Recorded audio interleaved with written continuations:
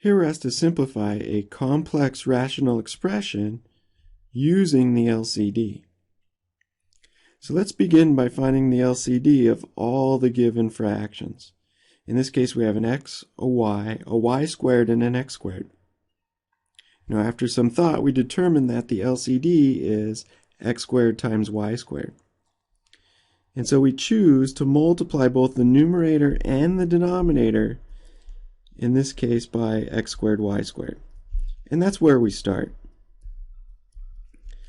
Now at this point we take care to distribute x squared y squared both in the numerator and in the denominator. And so when we distribute, you can see we're left with lots of cancellation. This should actually clear the fractions. Let's see.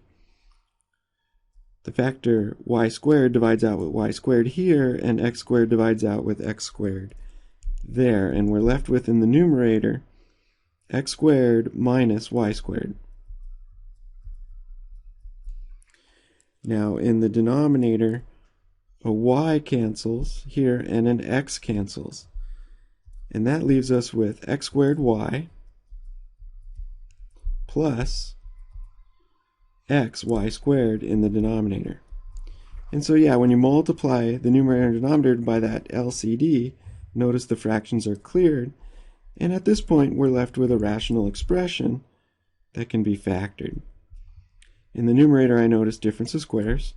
That factors x plus y times x minus y. And in the denominator notice that there's a GCF.